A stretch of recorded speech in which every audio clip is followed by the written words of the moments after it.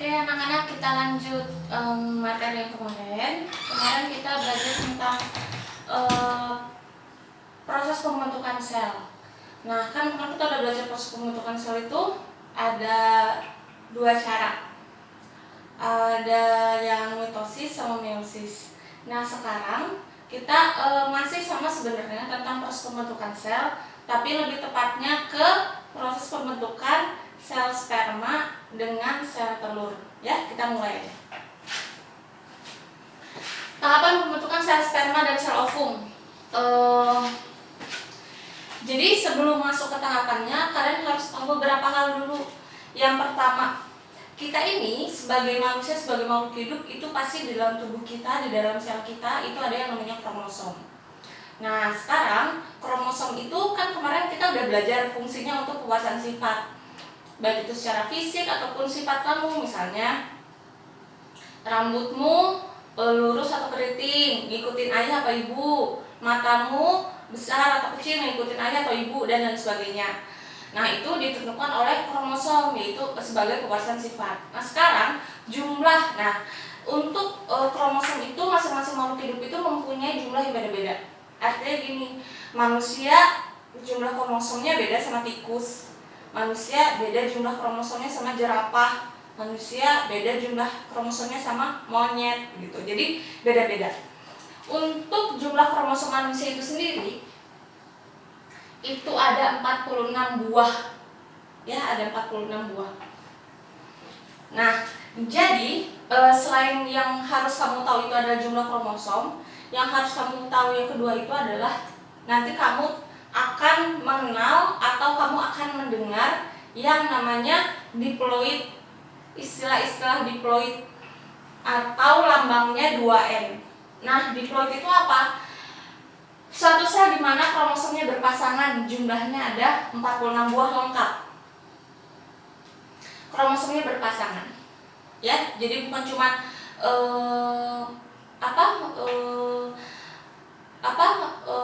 kita aja sebagai jenis kelamin yang berpasangan, tapi kromosom juga berpasangan. Maksudnya Bu, kromosom itu kan ada dua jenis. Kromosom itu kan terbagi dua. Apa aja? Nah, ini kromosom itu kan terbagi dua. Ada kromosom X sama kromosom Y. Ya.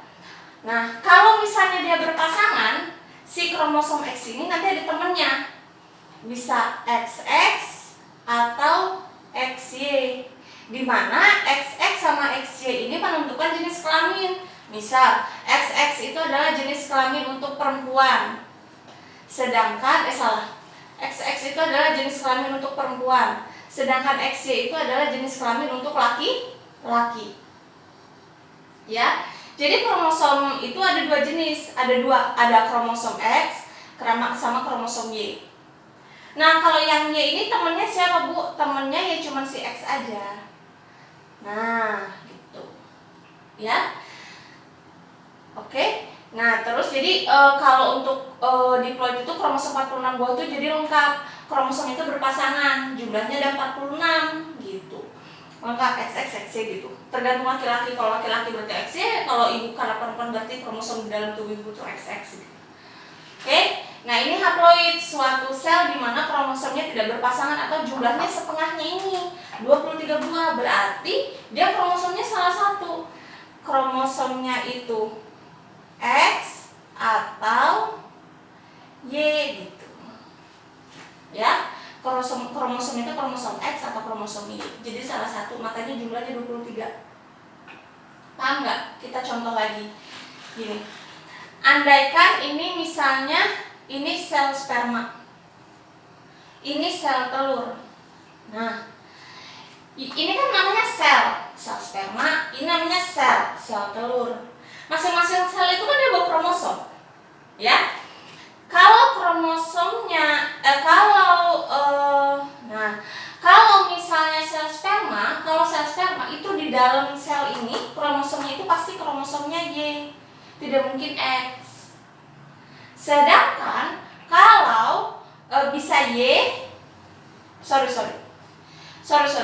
kromosom sperma itu bisa Y, bisa juga X gitu. Jadi satu sel itu satu kromosom, satu sel satu kromosom. Nah, ini namanya haploid nih. Ini namanya haploid. Nah, haploid ini namanya. Ini kromosom Y, ini kromosom X, itu haploid. Sedangkan sel telur, nah ini ceritanya sel telur, ini sel telur. Ini ovum ya ceritanya. Nah, ovum ini kromosomnya cuma kromosom X aja. Gak bisa kromosom Y. Jadi semua ovum, semua sel telur yang ada dalam tubuh wanita itu kromosomnya X, gak ada kromosom Y. Ya, nah ini namanya haploid. Gitu. Bu, kapan si kromosom ini jadi diploid gitu? Kapan? Setelah terjadi nanti yang namanya fertilisasi atau pembuahan kan? Nah, misalnya nanti spermanya masuk tuh. Masuk. Nah, nanti kan dia ketemu tempat fertilisasi kemarin di mana? Di tubuh falopi kan? Dia ketemu misalnya sel telur, ini sel sperma ketemu. Yang satu misalnya ini kromosomnya Y, si spermanya bawa kromosom Y, yang sel telurnya kan kromosomnya X, ketemu. Membuahilah, jadilah zigot, jadilah embrio, jadilah anak laki-laki. Kan kromosomnya XY. Nah, saat terjadi pembuahan itu baru jenis selnya adalah sel yang bersifat diploid. Kenapa? Karena dia sudah bergabung tuh antara kromosom X dengan kromosom Y, antara kromosom yang ada di sel telur dengan kromosom yang ada di sel sperma. Bu, misalnya di sel spermanya kromosomnya X gimana? Misalnya ini sel telur kan kromosomnya X, sel sperma ternyata kromosomnya X. Membuahilah, pembuahanlah, terbentuklah zigot, embrio dan akhirnya menjadi janin. Ya berarti anaknya perempuan. Gitu. Jadi kapan dia dari sel itu bersifat haploid jadi diploid? Ya ketika terjadi pembuahan itu sifatnya menjadi diploid, yang satu-satu jadi gabung jadi dua. Itu namanya diploid ya. Oke. Kamu udah tahu apa itu diploid dan haploid? Mungkin juga sudah paham karena sudah diberikan contoh. Kita masuk ke proses pembentukannya. Nah, proses pembentukannya ini untuk pembentukan sel sperma dulu, atau nama prosesnya adalah spermatogenesis. Oke. Yang pertama itu adalah spermatogonium. Spermatogonium adalah sel yang paling pertama belum terjadi pembelahan. Lalu spermatogonium dia membelah secara mitosis. Nah, ini mitosis yang bersifat 2N atau diploid. Berarti spermatogonium ini kromosomnya double ya. Bisa jadi XX, bisa jadi XY gitu ya. Nah, ini spermatogonium bersifat 2N membelah secara mitosis membentuk spermatosit primer. Ya. Spermatogonium menjadi spermatosit primer. Spermatosit primer yang bersifat 2N masih 2N. Ya, kromosomnya masih sama isinya. Belum berubah, belum satu-satu, masih double kromosomnya. Bisa XX, bisa XY gitu. Si spermatosit yang bersifat 2N ini membelah secara meiosis 1. Kemarin sudah dijelaskan meiosis 1. Lalu berubah atau membelah menjadi spermatosit sekunder. Nah, saat menjadi spermatosit sekunder, sel ini berubah dari diploid menjadi haploid. Berarti kromosomnya cuma satu. Apa bu kromosomnya? Bisa kromosom X, bisa kromosom Y. Nggak tahulah ibu yang mana. Oke? Berarti di sini kromosomnya cuma satu. Bisa jadi kromosomnya itu X atau kromosomnya itu Y. Nah, setelah menjadi spermatosit sekunder, dia akan membelah lagi melalui proses meiosis 2 untuk menjadi spermatid. Nah, si spermatid ini masih haploid, berarti kromosomnya pilih salah satu. Misalnya yang ini X, misalnya yang ini Y. Gitu. Ya. Setelah spermatid, barulah dia berubah menjadi spermatozoa yang sesungguhnya. Ya, masing-masing spermatozoa dia mempunyai kromosomnya masing-masing. Contoh, misalnya ini kromosomnya X, ini kromosomnya Y, ini kromosomnya Y, ini kromosomnya X. Gitu ya. Jadi dari spermatogonium, spermatosit primer, spermatosit sekunder, spermatid, spermatozoa. Nah di spermatozoa ini baru nanti jadilah si ini nih. Ini sperma kayak gini bentuknya, kayak gini. Nah masing-masing sperma dia bawa kromosomnya sendiri-sendiri. Bisa Y, bisa X. Nah itu namanya haploid. Oke? Itu untuk sperma. Kalau nggak ngerti nanya. Ini untuk penjelasannya. Persis sama kayak Ibu jelasin tadi, cuman ini Ibu tulis biar kamu lebih paham. Oke? Nanti kamu catat yang ini. Ini juga digambar persis. Nah, jadi ini ada kesimpulannya. Jadi, pada tahapan 1 kali spermatogenesis, ini kan sekali tahapan nih. Ini 1 kali tahapan spermatogenesis, itu dia bisa langsung menghasilkan 4 spermatozoa. Jadi sekali proses 4. Jadi nggak heran kalau sperma itu sekali bilang gini, pada 1 bulan misalnya gitu, sperma itu dihasilkan berjuta-juta sperma. Kenapa? Karena setiap waktu dia memproduksi sperma terus dan gak heran lagi kalau dia jumlahnya banyak, karena sekali proses saja dia langsung menghasilkan 4, bukan 1, bukan 2, tapi 4 gitu. Dalam waktu 1 bulan ya wajar aja kalau misalnya dia menghasilkan jumlah yang banyak sekali sperma. Tapi tidak semua sperma itu bentuknya sama. Dalam berjuta-juta sperma itu bentuknya macam-macam. Ada yang misalnya kepalanya bulat, ekornya panjang gini. Ada yang kepalanya gede, buntutnya kecil gitu. Ada yang kepalanya normal biasa lonjong gini, tapi ekornya 2. Nah kayak gitu. Ada yang kayak gitu, yang kromosom yang rusak gitu ya. Ada banyak yang kayak gitu. Jadi nggak semua kromosom dalam tubuh itu sama bentuknya, tapi yang normal ya yang ini. Kepalanya itu lonjong gini, buntutnya tidak terlalu panjang dan tidak terlalu pendek gitu. Itu yang normal, dan yang bisa membuahi itu hanya yang seperti ini. Yang kayak gini nggak bisa. Ini nggak bisa, ini dia bakal gugur di tengah jalan gitu aja. Oke. Selanjutnya proses pembentukan sel telur, atau nama tahapannya adalah oogenesis. Ya, oogenesis ini terjadi di ovarium. Nah, kalau yang spermatogonium terjadi di testis. Nah, yang pertama itu yang namanya sel oogonium. Sama oogonium ini bersifat diploid. Ya, berarti dalamnya itu ada dua kromosom. Kromosomnya itu adalah kromosom XX gitu. Ya, kalau perempuan nggak bisa jadi XY. Ya, kromosomnya itu ada XX. Ya, oogonium ini yang bersifat diploid, kromosomnya XX ini, dia membelah secara mitosis sama, membentuk oosit primer. Masih 2N juga, berarti kromosomnya XX, masih sama, masih bergabung. Setelah oosit primer, dia membelah lagi melalui tahapan meiosis 1.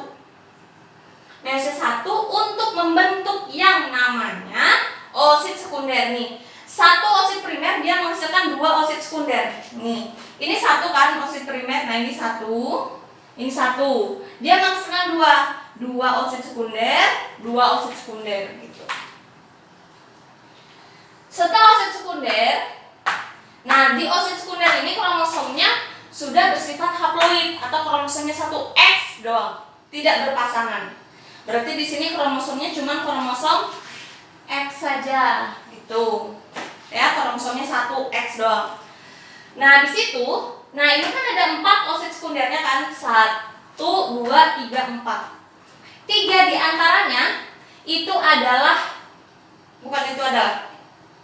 oosit sekunder ini, 3 di antaranya itu membentuk yang namanya badan polar atau polosit yang bersifat haploid juga atau X. Nah, baru yang oosit sekunder ini, yang satu lagi yang ini, dia berubah menjadi ootit yang bersifatnya haploid dan berkembang lagi menjadi ovum yang bersifat haploid. Nah sekarang kamu mungkin mikir, apa sih badan polar, apa sih polosit? Sebenarnya badan polar sama polosit itu atau polosit itu tidak ada fungsi yang spesifikasi buat apa gitu. Cuma biasanya gini, kalau suatu pasangan suami istri menginginkan mempunyai anak gitu, melakukan teknik yang namanya IVF atau bayi tabung. Nah si dokter itu biasanya suntik hormon pembentukan sel telur. Jadi sel telur yang dihasilkan jumlahnya banyak dan bagus. Nah untuk menentukan si sel telur ini hampir terbentuk adalah dia melihat nih si polositnya atau badan polarnya sudah terbentuk belum. Jadi dia melihat tuh, misalnya pakai alat apa ibu nggak tahu ya. Jadi dia melihat tuh, si dokter itu melihat, oh si ibu ini polositnya sudah terbentuk atau badan polarnya sudah terbentuk. Berarti nggak lama lagi, misal dalam kurun waktu 2 hari atau berapa hari ibu juga nggak tahu, itu dia akan menghasilkan sel telur gitu. Jadi buat si badan polar ini sebenarnya fungsinya cuma buat tolak ukur aja sih. Kapan berarti kalau misalnya si badan polar ini sudah terbentuk, nggak lama lagi sel telurnya akan terbentuk juga, si ovariumnya akan menghasilkan sel telurnya sebentar lagi, cuma buat bertanda gitu doang. Itu namanya badan polar. Jadi nggak ada fungsi yang khusus itu apa gitu tuh nggak ada ya. Nah kita lihat, jadi 1 kali proses oogonium dia hanya menghasilkan 1 ovum. Berbanding terbalik sama yang sperma tadi. Kalau sperma menghasilkannya 1 kali proses 4. Tapi kalau ovum dia hanya menghasilkan 1 aja. Ya. Kalau pertanyaan Bu, bisa nggak kalau cewek itu menghasilkan 2 misalnya gitu? Bisa kan? Kan ovarium cewek punya 2, kiri sama kanan. Jadi kiri 1, kanan 1 gitu. Jadi nanti kalau misalnya dua-duanya terbuahi, jadilah anak kembar gitu ya. Oke, kan kemarin ibu ada nanya, kan proses pembentukan sel itu kan sama, prosesnya itu sama, menghasilkan pembelahan sel itu menghasilkan 2 sel. Tapi kenapa? Nah pertanyaannya adalah, tapi kenapa jumlah sel sperma lebih banyak daripada jumlah ovum? Ada kemarin yang ngejawab karena apa sih? Karena sperma itu dibutuhkan untuk berenang gitu. Ada kata-kata ibu lupa ingat. Karena sperma itu dibutuhkan untuk berenang agar mencapai ke tuba falopi, agar terjadi pembuahan apa segala macam. Sebenarnya bukan itu alasannya. Alasannya karena ini. Karena kalau spermatogonium 1 kali proses dia menghasilkan 4 spermatozoa dalam 1 kali proses, sedangkan oogonium dia dalam 1 kali proses dia hanya menghasilkan 1 ovum, sedangkan 3-nya itu adalah badan polar. Itu jawaban yang benar. Jadi kemarin ibu belum ada menemukan yang spesifikasi seperti yang ibu harapkan gitu. Jadi tapi nggak apa-apa karena itu kalian belum belajar. Jadi kalau ibu tanya lagi tentang mengapa jumlah sperma itu lebih banyak dari jumlah sel telur, ya kalian jawabnya ini sesuai dengan tahapan spermatogonium sama oogenesis. Kalau spermatogonium sekali proses hasilnya 4, kalau oogenesis sekali proses hasilnya cuma 1. Itu kesimpulannya. Ya, sampai di sini pembelajaran pertemuan kali ini. Kalau ada yang kalian nggak pahami, kalian harus bertanya. Karena ini ibu juga susah buat mantap kalian itu sebenarnya ngerti apa enggak, video ibu ditonton apa enggak. Dan harapannya kalian tidak men-skip video ini karena kalau kalian nggak lihat sampai akhir ya kalian bakal bingung gitu. Dan ibu juga bingung nanti kalau kalian nggak ngerti, kalian ngerjain soal untuk ujian entah itu nanti UN ada atau enggak, itu kalian bisa apa enggak gitu ya. Jadi simak baik-baik, dan kalau nggak ngerti kan harus nanya ya di grup. Jangan sepi lagi, jangan hening aja kayak di hutan. Oke, terima kasih, sampai pertemuan selanjutnya.